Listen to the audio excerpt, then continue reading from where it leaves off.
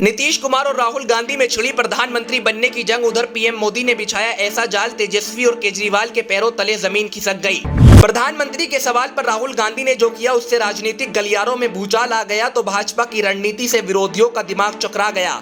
24 में मोदी को हराने के लिए विपक्ष का एक होना भाजपा को बेहद मजबूत करेगा। जेपी नड्डा का क्या है पूरा प्लान, 2 मिनट की रिपोर्ट में जानिए। विपक्ष का प्रधानमंत्री का चेहरा कौन होगा, इस पर राहुल गांधी से लेकर नीतीश कुमार जिस तरह भौंकलाए उससे विपक्ष की एकता की सारी पोल खुल गई। क्योंकि पीएम मोदी पूरे विपक्ष पर अकेले भारी हैं और सभी पार्टियों के एक साथ आने के बावजूद भी नरेंद्र मोदी ने जेपी नड्डा के साथ मिलकर एक ऐसी रणनीति पर काम किया जिसे देखकर लोग कहने लगे विपक्ष की एकता ही भाजपा को पूर्ण बहुमत दिलाएगी। हम आपको बताएं, प्रधानमंत्री बनने के लिए नीतीश कुमार और राहुल गांधी के बीच छिड़ी जंग में सबसे बड़ा किरदार भाजपा का बताया जा रहा है। क्योंकि जेपी नड्डा एक ऐसी स्क्रिप्ट पर काम कर रहे हैं जिसमें विपक्ष का एक होना ही कांग्रेस को विपक्षी पार्टियों के साथ 2024 में धाराशाही कर देगा। इस बात का खुलासा तब हुआ जब मल्लिकार्जुन खड़गे के आवास पर नीतीश कुमार, तेजस्वी यादव और राहुल गांधी की मीटिंग हुई और इस मीटिंग के अंदर 2024 के चुनाव की रणनीति पर चर्चा की गई। क्योंकि विपक्ष को इस बात का एहसास हो गया है कि अगर मोदी को टक्कर देनी है तो बहुत कुछ करना पड़ेगा, वरना 2019 में पार्टियां बर्बाद होने की कगार पर पहुंच सकती हैं। इस मीटिंग के बाद नीतीश कुमार के साथ राहुल गांधी प्रेस वार्ता करते हैं और राहुल गांधी से प्रधानमंत्री के चेहरे को लेकर सवाल किया गया।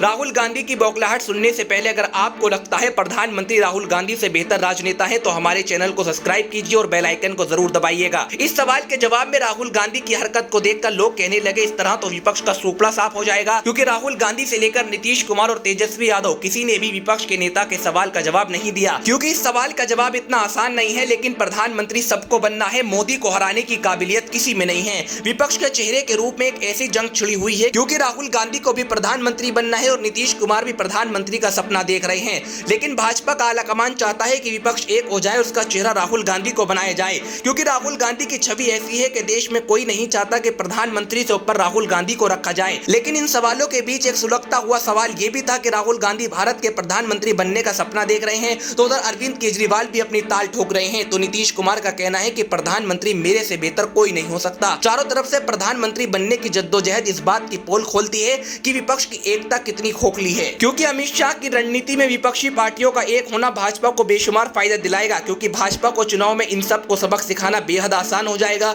अलग अलग पार्टियों के विरोध में बोलना नहीं पड़ेगा, बल्कि राहुल गांधी को चेहरा बनाओ और 24 में भाजपा 19 से भी ज्यादा सीट लाएगी। ये रणनीति अमित शाह और जेपी नड्डा ने ऐसे तैयार की जिसके बाद राजनीतिक गलियारों में ये कयास लगाए जाने लगे कि विपक्ष को या तो चेहरा साफ कर देना चाहिए, वरना 24 में जो हश्र होगा उसका खामियाजा राहुल गांधी से लेकर नीतीश कुमार और पूरे विपक्ष को भुगतना पड़ेगा। लेकिन चेहरा साफ करना इतना आसान नहीं होगा, क्योंकि अगर विपक्ष ने अपना नेता चुना तो वह कौन होगा। क्योंकि राहुल गांधी बनेंगे तो ममता बनर्जी, नीतीश कुमार, ये सब विपक्षी नेता अपना समर्थन वापस ले सकते हैं क्योंकि सबको मलाई खानी है। लेकिन प्रधानमंत्री मोदी के आगे जिस तरह से पूरा विपक्ष एक हो रहा है, इससे पता चलता है कि भारत और दुनिया में पीएम मोदी की छवि किस प्रकार की है। जिस तरह से भारत अब हाथ मिलाता नहीं बल्कि आंख में आंख डालकर बात करता है, पाकिस्तान से लेकर चाइना और पूरी दुनिया को अपने रुतबे का एहसास दिलाता है। पीएम मोदी का ये अंदाज आज करोड़ों भारतीयों को बेहद पसंद आ रहा है और इस वजह से ही विपक्ष के राजनेताओं को अपनी सीट बचाने के लिए लाले हो जाते हैं। 24 में प्रधानमंत्री बनने का सपना देखने वाले राहुल गांधी, नीतीश कुमार और ममता बनर्जी प्रधानमंत्री मोदी को टक्कर देने में कामयाब होंगे। क्योंकि जिस तरह से देखा गया, नीतीश कुमार बिहार में अपने दम पर सरकार नहीं बना सकते लेकिन देश का प्रधानमंत्री बनने की बात कर रहे हैं, तो वहीं राहुल गांधी की वजह से देश की सबसे पुरानी पार्टी की हालत क्या हो चुकी है यह आप सबको मालूम है। और सब कुछ विरासत में मिलने के बावजूद भी राहुल गांधी ने कांग्रेस को हाशिए पर धकेल दिया और प्रधानमंत्री मोदी ने 3 सांसद वाली भाजपा को दुनिया की सबसे बड़ी पार्टी बना दिया